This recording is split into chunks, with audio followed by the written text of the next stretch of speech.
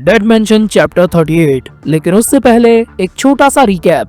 पिछले चैप्टर्स में हमने देखा कि नॉल मॉर्गन को अपनी टीम में रिक्रूट करने के लिए स्पार्की और स्लेंडी को भेजता है और वो लोग मॉर्गन को ब्लैकमेल करने के लिए उसके अंकल को हाईवे पर धर लेते हैं, जहाँ पर एली और उसके बाद डिमिट्री उनको रोकने की कोशिश करते हैं। जहाँ पर हम देखते हैं स्लेंडी के रेज मोड को। वो लिटरली अपनी रॉ स्ट्रेंथ के जरिए ही डिमिट्री पर भारी पड़ रहा होता है, लेकिन आखिर में डिमिट्री भी उसे ट्रिक कर देता है। पर तभी वहाँ पर एंट्री होती है नॉल की, जो आते ही डिमिट्री को डाउन कर देता है। पर फिर भी डिमिट्री नॉल के द्वारा दी गई सारी स्लैशेस को बर्दाश्त कर लेता है एंड ये देखकर नॉल भी थोड़ा सा सरप्राइज होता है। और तभी वहाँ पर काफी ज्यादा स्पीड में एंट्री होती है शॉन की। देखो देखो कौन आया, मुझसे लड़ने के लिए शॉन खुद आया। एंड ऐसा बोलते हुए नॉल ने शॉन को काफी ज्यादा स्पीड में खुद से दूर कर दिया होता है। पर तभी वो देखता है कि शॉन यहाँ पर पूरी तैयारी के साथ आया है। उसके हाथों में होता है सिल्वर थ्रेड, एक कैरमबिट नाइफ और एक बड़ी सी आयरन नेल। अब नॉल भी उसका सामना करने के लिए तैयार होता है और डिमिट्री उसके पीछे से कहता है, शॉन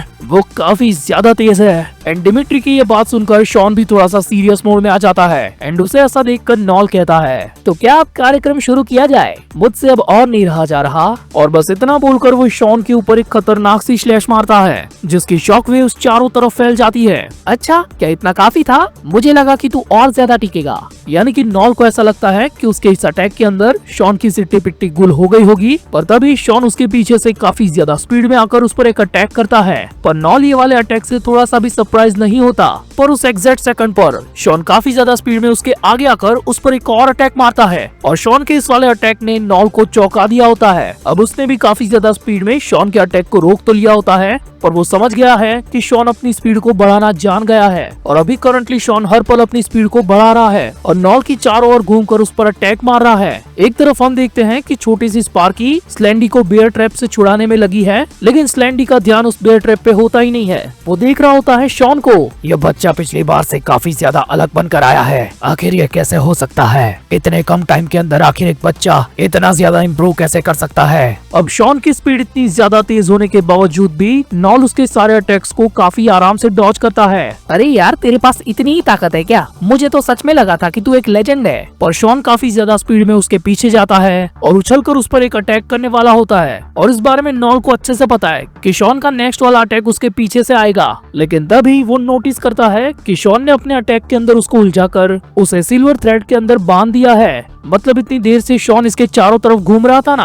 तो वो ऐसे ही नहीं घूम रहा था, बल्कि उसका असली प्लान था नॉल को सिल्वर थ्रेड के अंदर ट्रैप करना। और उसे ऐसे ट्रैप करने के बाद वो उस पर एक अटैक भी मारता है। पर उसके ये वाले अटैक से भी नॉल को कुछ भी नहीं हुआ। उल्टा इस साले ने उस कटाना के कवर से ही उन सारे सिल्वर थ्रेड्स को काट दिया होता है। क्या बात है शॉन, तू तो काफी ज्यादा एक्साइटेड हो गया यार। काश इतने मजे में मैं भी होता, लेकिन अफसोस मेरा पुराना दोस्त ईडन, उसकी हालत खराब है, तो मैं मजाक कैसे कर सकता हूँ। और ईडन की याद आते ही शॉन गुस्से में नॉल का नाम चिल्लाता है और नॉल उस पर अटैक करते हुए कहता है, अबे मेरा नाम चिल्लाना बंद कर साले। और अगले ही पल हम देखते हैं कि नॉल ने शॉन के ऊपर एग्जैक्टली वही अटैक किया है जो उसने यहाँ पर आते ही डिमिट्री पर किया था। लेकिन ये खतरनाक अटैक पड़ने के बावजूद भी शॉन अपनी जगह पर वैसे ही खड़ा है। क्या तेरे पास मुझ पर चिल्लाने के अलावा और कुछ नहीं है? आज ईडन के साथ जो भी कुछ हुआ उसका जिम्मेदार सिर्फ तू है। और ये सब सुनने के बाद शॉन काफी ज्यादा गुस्से में एक स्क्रू ड्राइवर लेकर नॉल के सामने ही खड़ा होता है। और तभी नॉल ये नोटिस करता है कि एक काले रंग की गाड़ी काफी तेजी से उसके पीछे आकर रुकी है और उसमें से एक हट्टा कट्टा बंदा निकलकर उस टारगेट के पास जा रहा है। और ये होता है मॉर्गन का अंकल पिलग्यू, जो अपने बड़े भाई को यहाँ पर रेस्क्यू करने आया है। एंड ये एसजीटी एंटरटेनमेंट का बॉस यानी कि पिलग्यू का बड़ा भाई उसे अपनी ऐसी हालत में भी ये कह रहा है कि तू पहले मुझे छोड़ दे और जाकर सीधा उस बॉडी बिल्डर और उस जैकेट वाले बच्चे की मदद कर, क्योंकि वो लोग अचानक से मेरी जान बचाने के लिए यहाँ पर आ गए हैं। और वो बेचारा इस बात से अनजान था कि नॉल भी उसके काफी ज्यादा करीब आ चुका है। एसजीटी एंटरटेनमेंट के बॉस, क्या मॉर्गन को डेड मेंशन से तूने खरीदा था? अब वो दोनों उसकी बात का जवाब नहीं देते, लेकिन नॉल अपनी जेब में से एक फोटो निकालकर उसे पिलग्यू के थोबड़े के साथ कंपेयर करता है और उससे भी यही गलतफहमी हो जाती है कि ये पिलग्यू ही मॉर्गन है। यानी कि अब वो एक खलीजे से मॉर्गन को अपने साथ ले जाएगा और उसे रोकने के लिए शॉन काफी ज्यादा स्पीड में उसकी तरफ बढ़ रहा होता है, लेकिन दूसरी तरफ से उसे रोकने के लिए स्लैंडी आता है। पर इससे पहले स्लैंडी शॉन तक पहुंचे, बीच में डिमिट्री अपने वेपन गियर के साथ कूद पड़ता है और शॉन को कहता है कि तू जा, मैं इसको रोक के रखता है। अब शॉन अभी भी अपनी फुल स्पीड में नॉल की तरफ बढ़ रहा है, पर तभी हम देखते हैं स्पार्की को जो अपने एक बॉम्ब को शॉन पर थ्रो कर देती है और वो बॉम्ब शॉन के जस्ट आगे आके ही गिरता है। वेल वहाँ पर वैसे तो कोई ब्लास्ट नहीं होता, लेकिन उस बॉम्ब के अंदर से एक बहुत बड़ा फ्लैश होता है और थोड़ा सा धुआं निकलता है और हम देखते हैं कि शॉन ने अभी भी अपने आप को नहीं रोका होता, वो सीधा नॉल के स्पॉट पर पहुंच जाता है। पर तब तक नॉल पिल्ग्यू को लेकर जा चुका था, यानी कि नॉल यहाँ से एस्केप करने में कामयाब हुआ। वेल यहाँ से सीन शिफ्ट होता है और हम देखते हैं SGT एंटरटेनमेंट कंपनी को, जिसके अंदर असली वाली मॉर्गन शॉन को गालियां बक रही होती है कि साले यहाँ पर मेरे सामने बड़ी बड़ी डींगे मार रहा था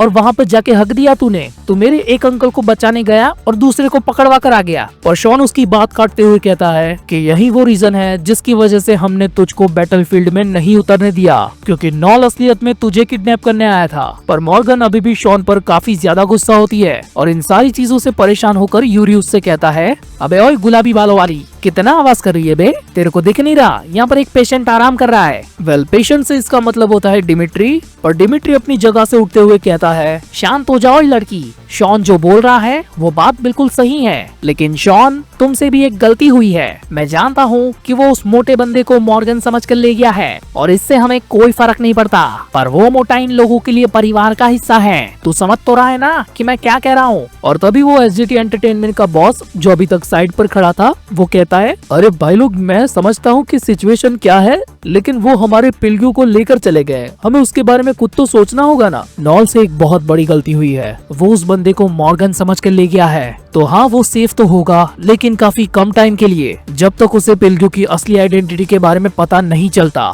अगर उसे ये पता चल गया कि वो असली मॉर्गन नहीं है तो वो हमारे पीछे वापस आएगा।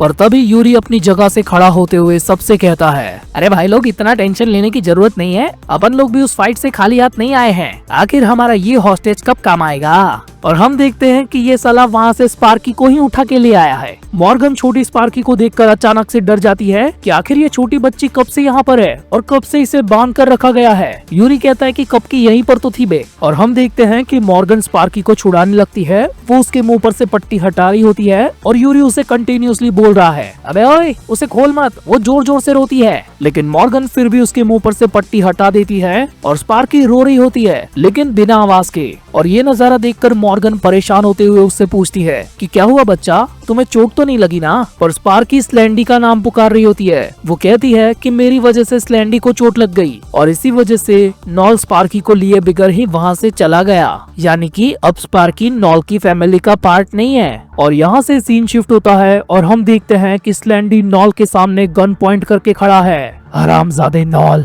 तो स्पार्की को पीछे छोड़कर क्यों आ गया? और उसकी ये हरकत देखकर डेमियन बीच में ही पड़ने वाला होता है, लेकिन नॉल उसको इशारे से रोक लेता है और कहता है, देख भाई स्लैंडी, तेरे को गलतफहमी हो रही है और ये तू काफी अच्छे से जानता है कि इसमें गलती तेरी भी है, लेकिन यार ये तो गलत है, तू सारे इल्जाम मेरे पे लगा रहा है। देख सच बताओ तो स्पार्की के ज्यादा करीब तू था, ना कि मैं। तो असलियत में कहा जाए तो तू उसे छोड़ कर आया है, मैं नहीं। क्या तू भूल चुका है कि मैं तेरे सारे ऑर्डर सिर्फ और सिर्फ स्पार्की की वजह से मानता हूँ? हाँ पता है, ऐसे नजदीक आकर मुझे डराया मत कर। और क्या सच में ऐसी हालत में तू मुझसे लड़ना चाहता है? अरे भाई अपना पैर तो देख। अगर तुझे मेरी काबिलियत पे शक है तो चलना एक बार आजमा कर देख ले। तुझे बीच में से फाड़ ना दिया तो मेरा नाम भी स्लैंडी नहीं। नॉल उससे कहता है कि मैं तो भाई मजाक कर रहा था, तू तो सीरियसली चला गया। अपने मुंह को ढक दे यार, सच में मेरे को डर लग रहा है, क्योंकि इन सारे कामों से पहले मुझे ये करना है। क्या ये नकली मॉर्गन से मैं पहले निपट लूं? और उसकी ये बात सुनकर पिल्ग्यू उससे कहता है, नकली? क्या नकली? आखिर तुझे पता ही क्या है मेरे बारे में?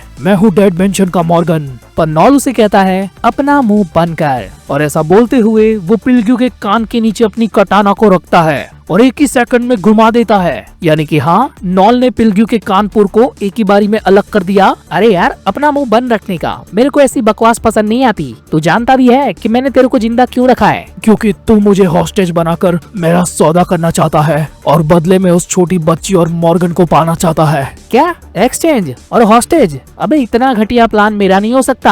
और उसकी ये बात सुनकर हम देखते हैं कि स्लैंडी गुस्सा हो रहा है, क्योंकि अभी भी नॉल स्पार्की को बचाने के लिए कोई प्लान नहीं बना रहा। अब नॉल पेलग्यू की ये सारी बातों से समझ गया है कि ये बंदा असलियत में मॉर्गन के लिए कोई खास होगा, क्योंकि इसीलिए तो वो मॉर्गन की जगह पे अपने आप को सेक्रीफाइस करने के लिए तैयार है। यानी कि तू मॉर्गन के लिए खास है और मॉर्गन तेरे लिए। तो कैसा होगा कि मैं तुझे छोटे छोटे टुकड़ों में काट दूं, तो वो देखकर आखिर असली मॉर्गन की क्या हालत होगी। और यहाँ पर ये चैप्टर एंड हो जाता है। तो अगर आपको ये वीडियो पसंद आई हो तो प्लीज इसे लाइक कर देना, और अगर चैनल पर नए हो तो प्लीज इसे सब्सक्राइब भी कर देना, ताकि आपको डेड मेंशन के हर एक चैप्टर की अपडेट मिलती रहे। और इसी के साथ मैं मिलूंगा आपसे अगली वीडियो में।